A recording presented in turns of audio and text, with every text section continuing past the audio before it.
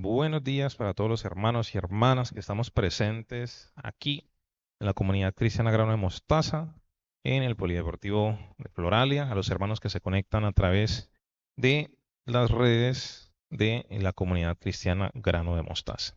Y hoy vamos a estar trabajando bajo el título Por amor al Padre. ¿Listo? Hoy también estamos celebrando el Día del ¿qué?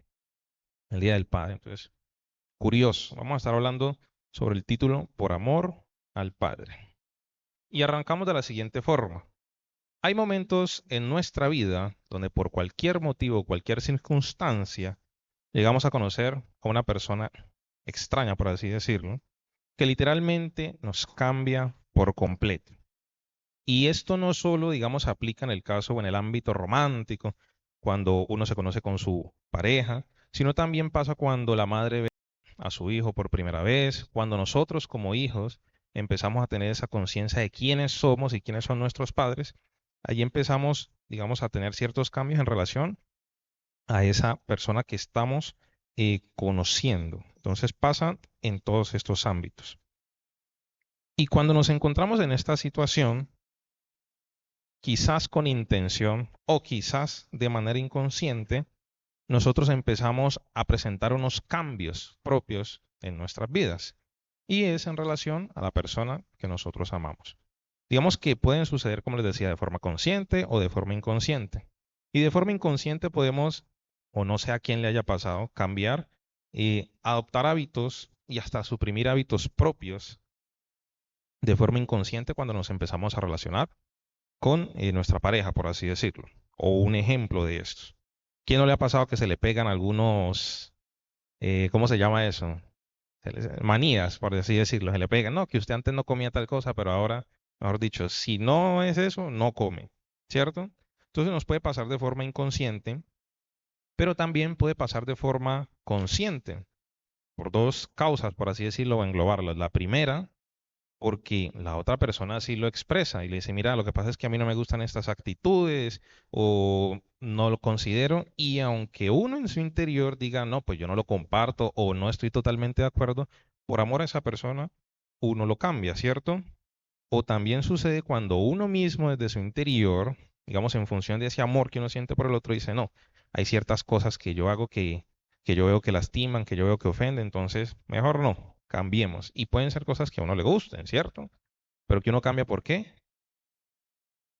Uy, no vinieron hoy por amor a la otra persona, ¿sí o no?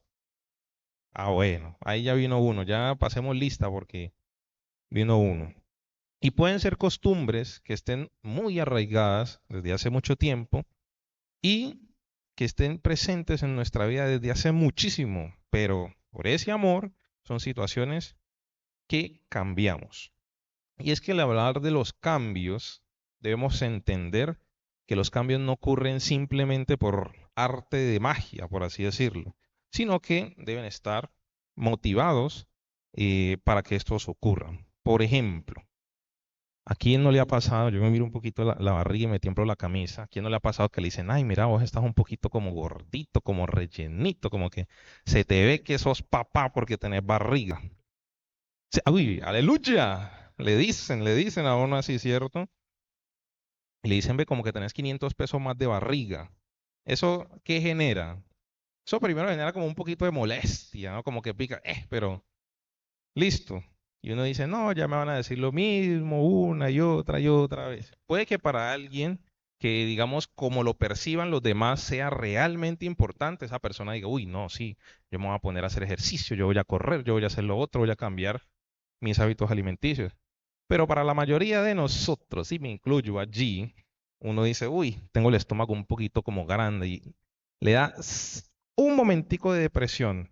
Y uno dice, bueno, ya, está bien, me voy a ir a la salchipapería más cercana a comerme una salchipapa para pasar la noticia, por así decirlo. Entonces usted va, se come su salchipapa, se come su hamburguesa, su malteada y usted se siente un poquito mejor. Usted, bueno, pues si estoy gordito, una salchipapa no me quita ni me suma, ¿cierto? Listo. Hay una situación. Podemos tener, digamos, sobrepeso, podemos estar más gorditos. Pero ¿qué nos están diciendo? No, mira, te ves así o así, así. ¿Ustedes creen que puede haber un cambio real o que yo me motive, por ejemplo, a cambiar si para mí como me perciban no es tan importante. Si me dicen, ve, te ves un poquito gordito, y para mí que me perciban un poquito gordito no me da lo mismo. ¿Puede haber un cambio o no? ¿Cierto que no? No va a haber un cambio. Pero ahora no cambiemos la situación, sino que cambiemos ni siquiera la persona, pero cambiemos el argumento. Se está gordito, ¿no? ¿Sí o no? Entonces usted nunca ha ido al médico, pero el día de ayer le dolió el pie y usted fue al médico. Usted fue al médico, que pasa mucho porque nosotros no vamos al médico. Y entonces ese médico le dice a usted, venga hermano, usted vino por un dolor de pie, ¿cierto? No, sí, yo vine porque el pie... Ah, bueno, pues despreocúpese del dolor del pie, que ese no es el problema. Ay, ¿cómo así? Vea, hermano, usted hace tantos días, porque eso le hacen la historia clínica o no sé, bueno, hace tantos días fue al médico porque tenía un dolor de pecho, etcétera. Ay, que sí, que yo tuve ese dolor de pecho. Bueno, ¿cómo le parece que dentro de todos los exámenes que le hicieron, usted lo que tuvo fue un preinfarto? Entonces usted, hermano, está, mejor dicho, a 2 minutos de irse para la caja. Usted lo que tiene que hacer es cambiar la forma en que come y ponerse a hacer ejercicio. ¿Cierto? Lo mismo que le dijo quién, la familia. Pero ahora el argumento cambia. Ahora ya no es porque ay, se te ve así, sino porque ¿qué? Por la salud o por la vida. Porque si usted no hace ejercicio y usted no cambia sus hábitos alimenticios, ¿qué va a pasar? Se va a morir. Y yo creo que pues todos queremos vivir, ¿no? Lo que más se pueda. ¿Cierto? Entonces cambió la cosa.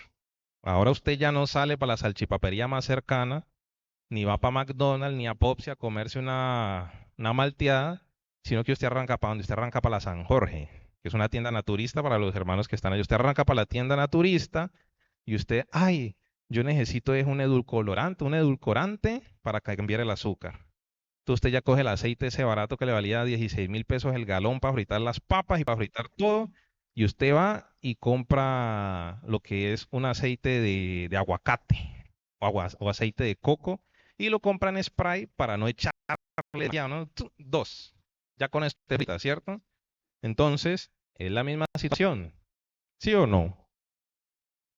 Es el mismo objetivo, que es tener una dieta balanceada y hacer ejercicio, pero el argumento o la motivación es totalmente diferente. Entonces, allí sí puede haber un qué, allí sí puede haber un cambio como tal. Y recuerden que estamos hablando en este puntico, del cambio como tal, para que no nos vayamos, digamos, a ir por otra situación.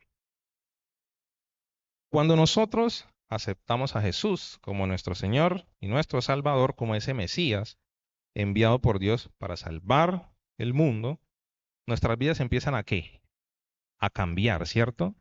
Hay cambios que se notan en nosotros, hay cambios que pasan en nuestro... Estamos a Cristo. Hay cambios que nosotros debemos tomar la decisión de efectuar. Cambios que debemos tomar porque empezamos a conocer de Dios y empezamos a ver que hay ciertas conductas, hay ciertos comportamientos que están en la lista Clinton de Dios. ¿Sabes qué es la lista Clinton, no? Bueno, es una lista como negativa, ¿cierto? Para dejarlo así a grandes rasgos. Entonces, hay cosas que nos han acompañado, hay cosas que están, digamos, dentro de, puede decirse, nuestra cultura o algo así, que han estado por mucho tiempo y nosotros las veíamos muy normales, pero cuando empezamos a conocer del Señor y a estudiar su palabra, vemos, esto al Padre no le gusta, esto al Padre no le agrada, ¿cierto? Y por eso mismo, de que estamos acostumbrados, digamos, a estas situaciones, es muy difícil dejarlas de lado. Y a veces se convierten en unas situaciones que aún siendo cristianos, aunque no vamos a ser perfectos por nosotros mismos, decimos, no, es que yo voy a la iglesia todos los domingos, es que yo veo los devocionales a las 5 de la mañana, yo ya estoy despierto, aunque son a las 6, ¿no, pastora? A las 6 de la mañana los devocionales. Pero siempre, o en algunos casos puede haber algunas cositas pequeñas y puede ser solo una en la que, como por así decirlo, no nos alcanza para dejar de hacer, para dejar de incurrir en esas conductas, ¿cierto? Puede ser. Y se convierte, como les decía, en esa piedra con la que se tropieza una y otra vez. Y lo que sentimos a veces es que culpa porque, es que a Dios no le gusta esto, pero siento la culpa culpa. ¿Ustedes saben qué es la culpa? La culpa, ¿quién me puede decir la culpa? Cuando uno lo hace. La culpa, en una definición conceptual, es la responsabilidad que tiene la persona frente a un acto, pero no la responsabilidad en cuanto a yo me hago responsable del acto, sino usted fue el que lo hizo. Es como ese señalamiento. Cuando se tiene culpa, es como ese bochorno, como esa pena de, uy, sí, yo lo hice. Pero eso, hasta ahí llega, digamos, el tema de la culpa. Y con esas situaciones con las que tropezamos una y otra vez, sentimos culpa. ¿Listo? Hay algo importante que tener en cuenta, y es como una anotación general. Y dice lo siguiente: para Dios, todos los pecados son iguales, porque son en suma ¿qué? Desobediencia, ¿cierto? Pero nosotros aquí en la tierra hemos colocado como una escala de pecados donde unos son más graves y deshonrosos que otros. Lo que sí es cierto es que para algunas personas es más difícil enfrentarse a ciertas situaciones o conductas que para otras. Y ponemos otro ejemplito aquí. Hay algunos contextos culturales donde desde temprana edad los niños, por el contexto cultural donde se encuentran, tienen contacto, digamos, con el licor. Desde pequeños y toman licor, etcétera, ¿cierto? Y han crecido con este contexto. Entonces, una persona que viene con este o que tiene este contexto tan arraigado que desde temprana edad ha estado ingiriendo licor y el cuerpo ha generado una tolerancia o una tendencia y una dependencia en un grado aunque sea mínimo al licor, para esta persona va a ser mucho más difícil rechazar una botella. Aquí tengo el ejemplo puntual. Va a ser mucho más difícil rechazar una lata de cerveza Águila Light dorada a punto de congelación en medio de un día seco y soleado en la costa pacífica o atlántica de nuestro país. Va a ser más difícil para esa persona decir, no, es que no me la voy a tomar, que para cualquier otro. Y aún así, puede que esté esa persona y esté otra persona con un contexto diferente en donde nunca tuvo, digamos, contacto con la cerveza, por así decirlo, o es un ejemplo, y que los dos se la tomen porque está haciendo mucho calor. Pero ¿quién es más probable que se tome la segunda, la tercera, la cuarta, la quinta, la sexta hasta que pierda el conocimiento? La otra persona cuyo contexto lo vinculaba lo colocaron en una situación de exposición frente a esa sustancia, por así decirlo. Y es que hay una cosa puntual, porque todos, como dicen, somos un mundo diferente. Hay cosas que para unos son fáciles y sencillas, pero para los otros son situaciones difíciles e insuperables. Pero también hay cosas que uno ve difíciles e insuperables, pero para los otros son cosas que sencillas. ¿Listo? Y a veces nos centramos, volviendo más al tema de los cambios y nuestra actitud cuando conocemos a Jesús y cuando conocemos a Dios, a veces, no sé si les haya pasado, y nos centramos más en pecar, no, perdón, ay, no, reprendo. Nos centramos más en no pecar para no irnos al infierno que en no pecar porque lastimamos y ofendemos a Dios. ¿Pasa o no pasa? Eso es como cuando uno está niño y no haga tal cosa o no se junte con tal fulano, y entonces uno quiere estar con tal fulano, pero para que no le peguen, para que no lo castiguen, para que no le quiten el Xbox, uno dice, no, está bien, no me junto con tal fulano. A cuando uno ya empieza a crecer un poquito más y uno empieza a entender las situaciones y uno dice, no, yo no me voy a juntar, no le tienen ni qué decir, no, yo no me voy a juntar con tal fulano porque me va a llevar por un mal camino y esto puede afectar a mi familia, puede afectar a mi madre, puede afectar a mi padre, ¿cierto?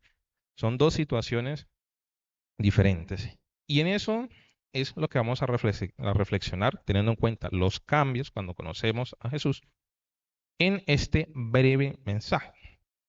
Si nosotros reconocemos a Jesús como nuestro Señor y Salvador, es porque reconocemos que Dios nos ha amado. ¿Amén o no amén? Y que nosotros le amamos a Él y que estamos dispuestos a obedecerle.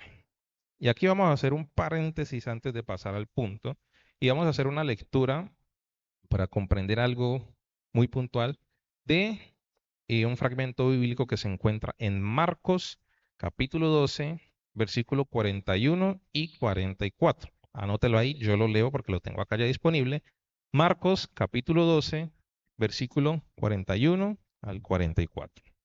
Y entonces dice Marcos capítulo 12 de la siguiente forma.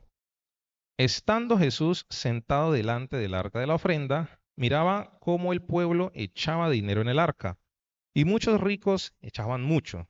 Y vino una viuda pobre y echó 2 blancas, o sea, un cuadrante. Entonces, llamando a sus discípulos, les dijo, de cierto os digo, que esta viuda pobre echó más que todos los que han echado en el arca, porque todos han echado de lo que les sobra, pero esta de su pobreza echó todo lo que tenía, todo su sustento. Y si hemos visto por ahí en redes que se comparte a veces como una analogía que se extrae de allí, y se dice que, por ejemplo, se pone un caso en donde una persona con $1.000.000 en la cuenta de banco te da $500, pero otra persona que solo tiene $30, por así decirlo, y nos volvimos internacionales con dólares, te da $20. ¿Quién dio más? El que te dio los 500, que tiene 1.000.000 en el banco, o el que teniendo 30 te dio 20. ¿Quién dio más? ¿Quién creen ustedes que dio más? El que te dio 20, porque de lo poquito que tenía te dio ¿qué? Te dio más de la mitad. Te dio casi todo lo que tenía. ¿Qué acto se valora más? El de la persona que teniendo 30 te dio 20. ¿Quién se sacrificó más? El de la persona que teniendo menos te dio todo lo que tenía. Y nos pasa cuando nosotros damos un regalo, por más pequeño que sea ese regalo, si ese regalo nos ha costado muchísimo para obtener, para conseguirlo, que a veces se gasta el tiempo, se gasta dinero, se gasta lo que sea, se sacrifica uno, por así decirlo, en obtener ese regalo, y uno se lo da a una persona, y esa persona, mira, qué chévere ese marcador, gracias, ¿oíste? ¿Usted cómo se siente? ¿Usted se siente bien? Es que por ahí dijeron bien. Usted se siente mal, ¿cierto? Tanto esfuerzo que usted hizo para conseguir X o Y cosa y que la persona lo menosprecie, ¿cierto? Usted se siente mal o no. Bueno.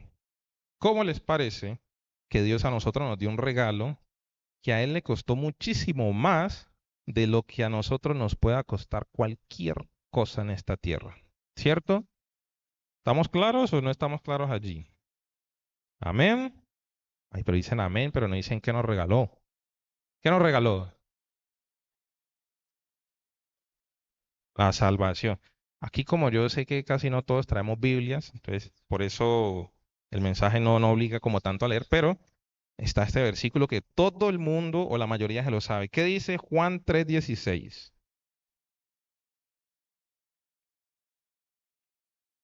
Ujú. Dígalo, dígalo, dígalo. Porque de tal manera amó Dios al mundo que ha dado a su Hijo unigénito, para que todo aquel que en él cree no se pierda, mas tenga vida eterna. Ustedes y cuántos saben que somos salvos únicamente porque el Padre nos amó y nos ama tanto que nos dio esa opción de tomar ese regalo. ¿Cuántos lo creen? Amén. Bueno, y ustedes saben que le costó a Dios y al mismo Jesús darnos esa opción. Plata no. Bueno. Vamos a ver algo, es como un resumen de una visión histórico-clínica de lo que le pasó a Jesús. Y no nos vamos a detener en todos, aquí sacamos algunos punticos relevantes que nos explican lo que le pasó a Jesús en su cuerpo físico cuando empezó, digamos, todo el proceso de la captura, que se lo llevaron, lo maltrataron. ¿Listo?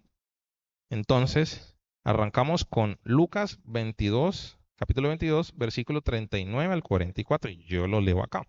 Y dice, y saliendo se fue, como solía, al monte de los olivos, y sus discípulos también le siguieron. Cuando llegó a aquel lugar les dijo, orad, que no entréis en tentación. Y él se apartó de ellos a distancia, como de un tiro de piedra, y puesto de rodillas oró, diciendo, Padre, si quieres, pasa de mí esta copa, pero no se haga mi voluntad, sino la tuya. Y se le apareció un ángel del cielo para decirle, listo, váyase. No, ¿cierto que no? Se le apareció un ángel del cielo para qué? Para fortalecerle, como quien dice, te vas para allá, hágale, pero va para allá. ¿Y qué dice el versículo 44? Y estando en agonía, oraba más intensamente y era su sudor como grandes gotas de ¿qué? ¿Se lo saben? Como grandes gotas de sangre que caían hasta la tierra. Eso se llama hematidrosis. Y la hematidrosis es una afección extremadamente rara en la que una persona suda sangre. Esto ocurre cuando los vasos sanguíneos capilares que alimentan las glándulas sudoríparas se rompen, provocando que el sudor se combine con sangre. La causa suele ser un estrés físico o emocional extremo. ¿Cierto? A Jesús no lo habían capturado todavía, pero como él sabía lo que debía hacer, él estaba ¿qué? Aquí lo dice en el versículo 44, y estando en agonía, oraba intensamente. Ya estaba sufriendo físicamente Jesús por lo que iba a hacer por nosotros, sí o no, del estrés de lo que iba a pasar, ¿cierto? Del saber lo que iban a hacer con él. Avancemos un poquito más y vámonos esta vez para Mateo. Mateo capítulo 26, versículo 67 y versículo 68. Mateo 26, 67 y 68. Y nos dice, entonces le escupieron el rostro y le dieron puñetazos. Y otros le abofeteaban diciendo, profetízanos Cristo, ¿quién es el que te golpeó? Esa noche fue capturado, estamos haciendo como el recuento, y arrastrado como un criminal sin un juicio justo. Lo golpearon, pero no, ay, no. Lo golpearon a puño cerrado, lo abofetearon, lo escupieron en su rostro. Nos dice que su cuello y rostro se torcían con cada golpe, su nariz sangraba y sus labios se partían. La piel de su rostro se inflamaba, se colocaba amoratada y se desfiguraba. ¿Qué es peor? Una paloterapia hoy en día cuando cogen o lo que le hicieron a Jesús.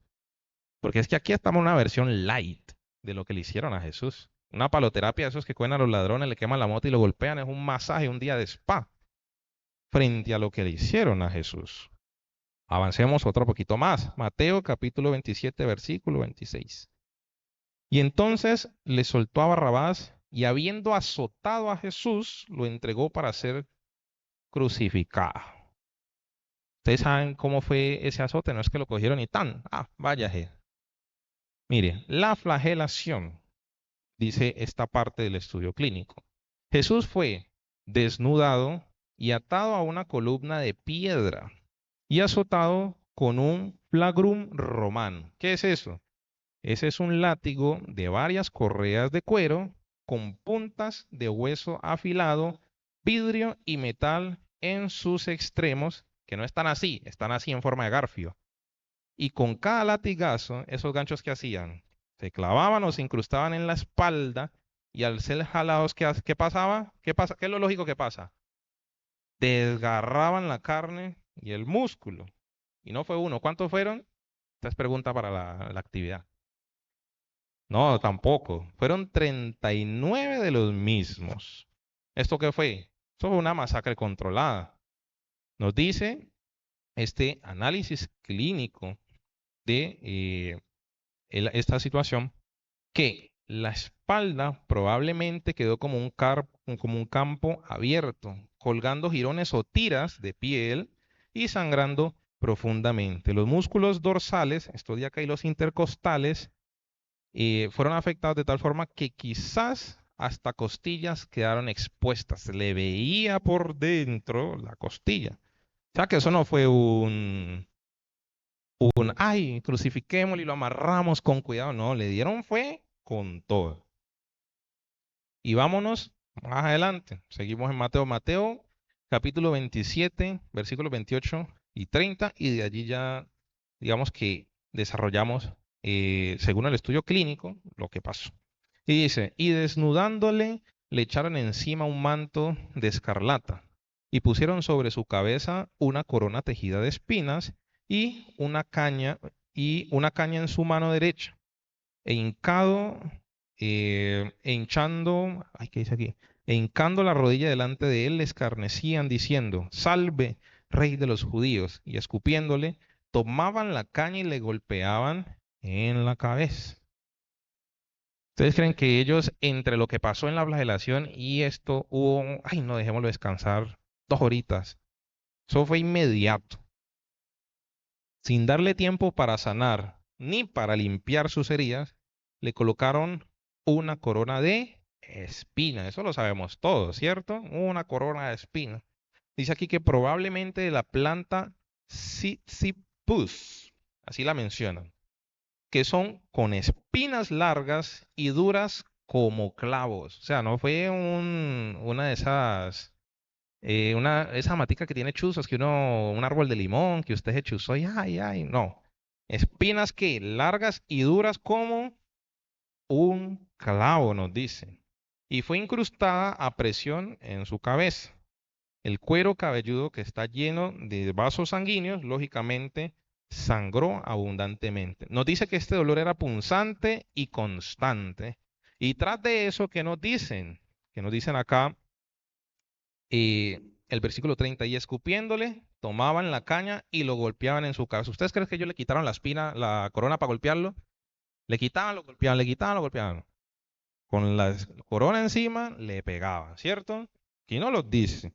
Y escupiéndole tomaban la caña y le golpeaban la cabeza. Entonces, si de por sí ya tenía eso en la cabeza, ahora con esos golpes, ¿qué causaba? Que se incrustaran más esos clavos y que el dolor fuera más fuerte.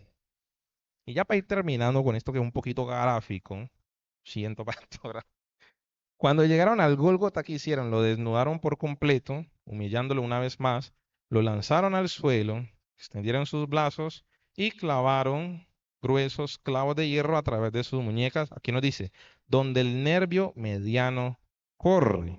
Nos dice que el dolor era insoportable, como un fuego corriendo por sus brazos. Luego sus pies también fueron clavados unos sobre otros, atravesando nervios y huesos. ¿Sí o no? ¿A quién alguna vez le ha molestado el nervio ciático? Por allá les ha molestado la ciática. Ay, Dios mío. O como mínimo, ¿quién se ha golpeado el codo o la rodilla que siente como ese dolor que le pasa corriente, ¿cierto? ¿Cómo le parece que eso es más suave de lo que sintió Jesús cuando lo clavaron sus manos y sus pies? Lo dice acá, el dolor era insoportable y como fuego corriendo. ¿Quién se ha quemado? Todo el mundo, pero suavecito, ¿no? Ay, se ha quemado.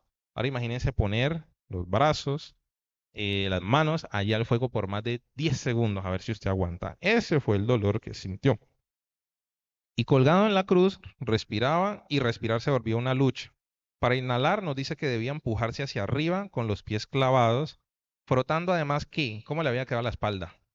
Destrozada. Entonces se tenía que impulsar con sus pies desde el clavo y tenía que arrastrar ¿qué? La espalda. ¿Sí o no? Ese es el análisis clínico de la muerte de Jesús. Y con esa espalda destrozada, eh, ¿cómo se dice aquí? Se frotaba contra esa madera. Tampoco vaya a creer que esa madera era esto, una madera lijada, era pino con una lija 2500 que era lisa, no, eso era un pedazo de madera. ¿Sí o no? Y nos dice después, todo eso está en la Biblia. Nos dice después, que eso se volvía una lucha y que la deshidratación lo quemaba por dentro. Y sus latidos se volvían erráticos. Nos dice que probablemente su pecho se llenó de líquido, que sería derrame precardíaco y preural, y su corazón literalmente se rompía. Y aquí hacen la anotación. La lanza que atravesó el costado después de su muerte confirmó esto, pues él botó ¿qué?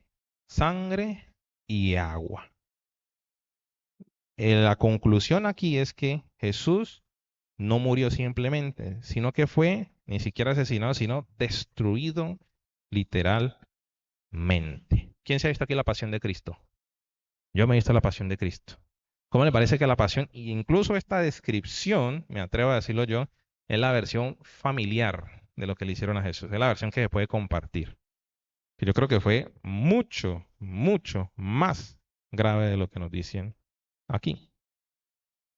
Pero aún con todo y eso, y sabiendo que esto le iba a pasar, porque Jesús no fue que, ay, me enviaron y yo no sabía, Jesús sabía. Nos lo dice al principio. Él estaba que sufriendo y sufría de tal forma que sudaba sangre. Él sabía lo que le iba a pasar. Él decidió hacer esto ¿por qué? Por amor a nosotros, a cada uno de nosotros. ¿Y cuántas veces nosotros valoramos realmente ese regalo que nos ha dado Dios y ese sacrificio que hizo Jesús? Y nos pasa a veces en la Semana Santa, porque en la Semana Santa uno que es lo que hace, no porque la Semana Santa sea la Semana Santa en donde usted tenga que, pero pues sí es un espacio donde se conmemora, por así decirlo, donde se recuerda. ¿Y qué hacemos nosotros? Vamos a la primera finca que encontramos. Ay, vamos a pasear. No señalen a nadie. Nos vamos a la primera finca. Eso es la cultura general colombiana. Nos vamos para la primera finca, miramos qué vamos a hacer, qué paseo vamos a tener. Le repito, no es porque sea una semana en la que ay, se apagó esto, no se pueda comer pescado ni nada, ni se pueda nadar en la piscina, sino porque nosotros, que no debería ser solo en la Semana Santa, ¿no? Pero como es el espacio donde todo el mundo se siente más espiritual y todo, bueno, ni ahí lo hacemos. Reflexionamos realmente en todo lo que Jesús sufrió por nosotros de una forma sincera. Estamos hablando inicialmente de qué, de cambios, ¿cierto? Luego hablamos de cambios cuando aceptamos a quién, a Jesús, ¿cierto? Y luego hablamos de un regalo, ¿no? Y hablamos de lo mal que uno se siente cuando no valoran los regalos, ¿sí o no? Hablamos de todo eso. Entonces, entender el costo del regalo que Dios nos dio nos permite que valorar en realidad la salvación que Dios nos ha permitido. Y esto es muy gráfico. Yo le dije que la prédica era para mayores de 14.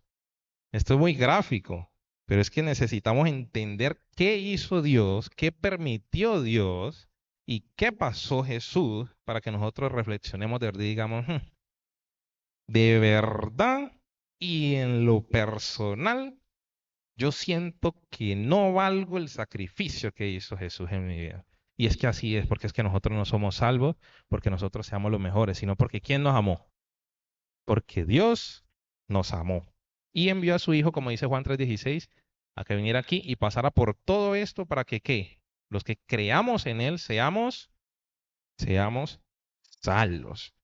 Entonces, ya que estamos entendiendo un poco el valor de ese regalo que Dios nos dio, podemos enfocarnos, recordemos eso que hablamos en el principio, de esas pequeñas piedritas con las que tropezamos una y una y una y otra vez. Ahora podemos enfocarnos frente a ellas en una forma diferente, teniendo en cuenta esto. Y es que ya no nos vamos a enfocar en dejar de pecar por el castigo, por no ir al infierno, sino que la invitación también es enfoquémonos diciendo lo que les acabo de decir, de verdad que Dios se pasó y nosotros no merecíamos nada de esto. Enfoquémonos en yo no puedo pagarle a usted, Dios, todo lo que usted ha hecho por mí, aparte de lo que hace cotidianamente, por así digamos, en la vida, lo que hizo allá en la cruz del Calvario, haciendo esto que a usted lo afecta y que a usted lo contrista. Sabemos que hay cosas que hacemos que no agradan al Señor. Y a veces decimos, no, pero es que esto es muy difícil, no, pero es que yo lucho con eso. Pero, ¿por qué estamos luchando? ¿Tenemos el motivo correcto?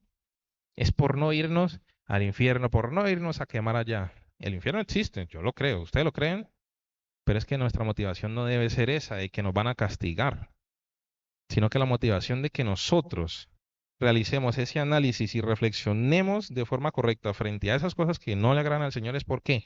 Porque es que yo al Señor no le puedo salir con eso. Es sencillo, a Dios no le podemos salir con eso. Quien lo ha aceptado, porque es que la salvación tampoco es para todo, la salvación está disponible para todos, pero no todos son salvos inmediatamente. Lo dice Juan 3:16, para que todo aquel que crea en Él, ¿en quién? En Jesús, ¿cierto? Entonces, si nosotros creemos en Dios y en Jesús y lo hemos aceptado como nuestro Señor y nuestro Salvador, es porque nosotros entendemos ese sacrificio que Él hizo allá en la cruz del Calvario. Y a partir de ahora, y esta es la invitación, es cuando estemos frente a cada una de esas piedritas que pueden haber pasado muchos años y uno dice, no, pero es que yo, ¿por qué no puedo con esto? Pero ¿cuál es el enfoque que teníamos para cambiar esa situación? Nosotros, con esas situaciones, lo que hacemos, para que usted lo entienda, todo esto que fue muy gráfico, fue como muy gráfico, ¿no? Como muy doloroso, ¿cierto? Ahora imagínese lo siguiente. Cuando usted hace algo que no le agrada a Dios, usted coge todo eso que pasó Jesús, pisa el coso de la basura y lo tira ahí. Todo lo que pasó Jesús lo estamos tirando en la basura. Entonces, nuestra responsabilidad, por así decirlo, si nosotros decimos que amamos a Jesús y valoramos lo que Él hizo por nosotros, ¿cuál va a ser de ahora en adelante? Frente a esa situación puntual que podamos presentar. ¿Mm? Cambios, estamos hablando de cambios, ¿cierto? Y puede que en la primera no, puede que nos volvamos a tropezar, pero es que ya no van a ser años tropezando en lo mismo porque, ay, no, fui yo, Señor. Ahora sí, cuando nosotros entendemos y valoramos ese regalo que Dios nos ha dado a través de qué? De la muerte de nuestro Señor Jesucristo y su resurrección, nosotros entendemos que, de verdad puede haber un arrepentimiento. Ahora sí, ¿cierto? Yo no puedo hacer esto porque es que no estoy valorando lo que hizo Jesús por mí. Y aunque usted se tropiece, si usted piensa así, ¿qué va a haber eventualmente? Un cambio, porque hay un motivo real que a usted le permite cambiar esas situaciones. La meta o el objetivo es uno, hay varios, pero es uno, que es no pecar.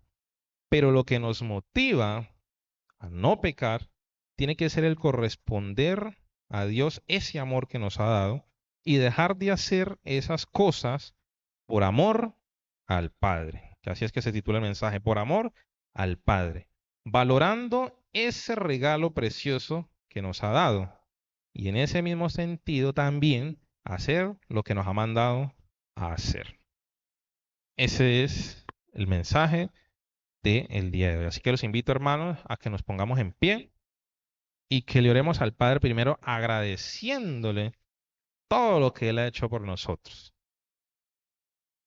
Padre Celestial, Señor, te damos gracias en esta mañana, Señor, porque nos permites entender, Padre amado, todo el sacrificio que hiciste por cada uno de nosotros, que a manera personal siento que personalmente no valgo ese sacrificio, Padre, pero yo sé que tú me has amado al igual que a los hermanos y lo has decidido hacer única y exclusivamente por amor a cada uno de nosotros. Padre, te pedimos perdón, Señor, porque en ocasiones le damos prioridad quizás a lo que nos gusta, Padre, a lo que nos llama la atención, Señor. Y al darle prioridad a eso y hacer lo que te contrista, Padre Celestial, lo que estamos haciendo es menospreciando, Señor, ese valioso e invaluable regalo, Padre, que tú nos has dado, que es la salvación a través del sacrificio de nuestro Señor Jesucristo.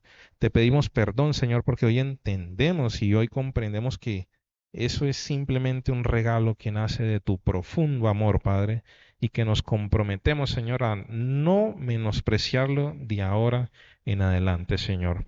Presento la vida de los hermanos que están aquí presentes, Señor, y de los hermanos que están